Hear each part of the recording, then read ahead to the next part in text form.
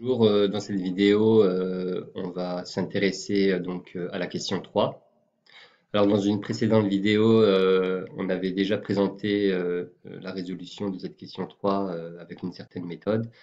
Mais là, dans cette nouvelle vidéo, justement, on se propose de répondre à la question 3 en utilisant l'approche de la dilution.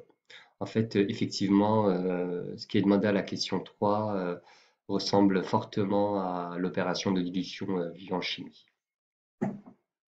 Alors, comment préciser cela justement? Alors justement, la question 3 dit que l'élève introduit 0,5, donc l'élève introduit 0,5 millilitres de colorant E133. Alors ces 0,5 millilitres de colorant E133, l'élève les prend d'une bouteille en fait, de concentration 2,0 fois 10 puissance moins 3. Et une fois que l'élève a prélevé ces 0,5 millilitres de colorant E133, il les place dans une bouteille qui est vide, hein, une bouteille d'1,5 litre qui est vide. Il les place dedans et il complète avec de l'eau distillée jusqu'à ce que le volume total à la fin soit égal à 1,5 litre. Et la question justement est la suivante.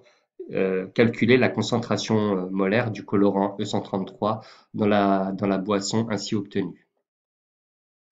Alors, on peut considérer effectivement qu'il s'agit d'une dilution. Alors, je vais préciser pourquoi on peut voir ça comme une dilution. Effectivement, donc les 0,5 millilitres de colorant prélevés ont été prélevés dans une bouteille. Donc, on peut considérer qu'il y a 0,5 millilitres de colorant E133 qui ont été prélevés d'une bouteille, pas de n'importe quelle bouteille. Si on regarde à la fin de l'exercice, ces 0,5 millilitres ont été prélevés d'une bouteille, d'une solution aqueuse pour laquelle justement il y avait déjà du colorant E133.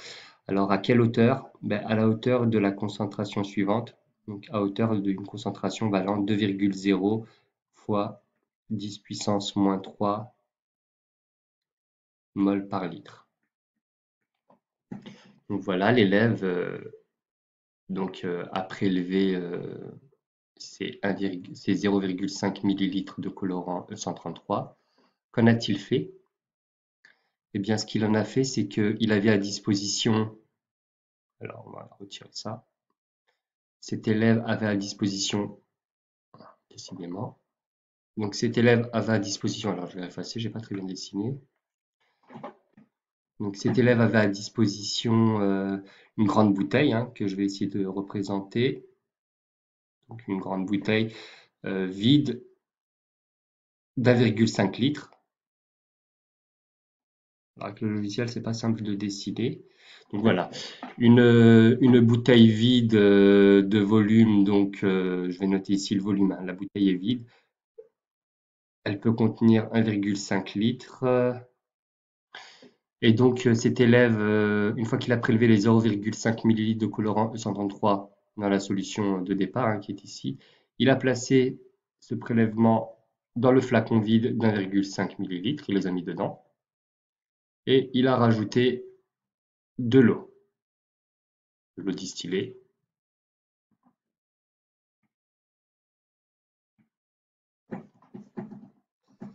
Alors, bon, on voit très bien qu'il s'agit donc d'une opération de dilution. Donc, le prélèvement a eu lieu dans une solution de départ qui est plus concentrée, hein, qu'on appelle la solution mère. Et la nouvelle solution qui a été préparée par dilution s'appelle la solution phi. Alors, la question justement, que demande-t-elle? La question demande de calculer la concentration molaire du colorant E133 dans la nouvelle préparation, donc dans la bouteille qui a été préparée. Donc la question, je vais la mettre sous forme de point d'interrogation, c'est de calculer la concentration de colorant E133 donc dans cette solution qui a été préparée. Il s'agit de la concentration donc du colorant E133 dans la solution phi. Je vais noter ça CF. Je mets un point d'interrogation, on ne sait pas combien ça vaut. Ben alors, pour déterminer cette concentration CF de colorant E133 dans la solution phi, alors il n'y a pas mille et une méthodes, hein. Il s'agit d'utiliser toujours la même méthode. Il faut utiliser donc la formule de la dilution. Alors je vais écrire cette formule de la dilution. Cm fois volume prélevé égale CF fois VF.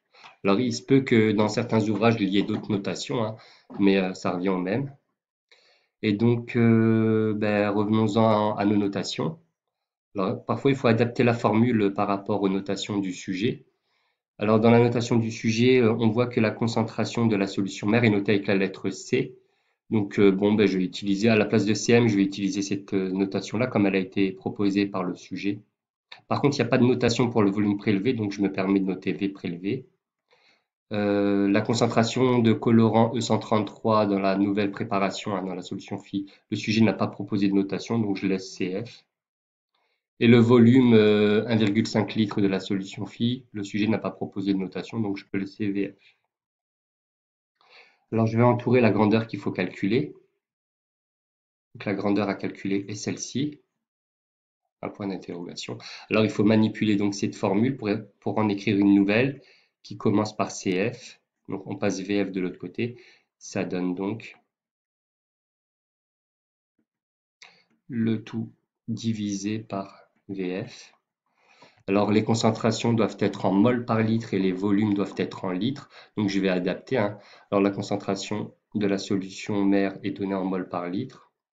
Donc, je vais noter sa valeur, 2,0 fois 10 puissance moins 3 fois, donc là c'est la concentration de la solution mère, donc c'est le paramètre C. Le volume prélevé pour préparer la solution phi, c'était 0,5 millilitres. Alors attention, je vais mettre 0,5, mais je vais convertir en litres, milli, donc c'est 10 puissance moins 3. Le tout divisé par le volume de solution phi préparé, 1,5 litres.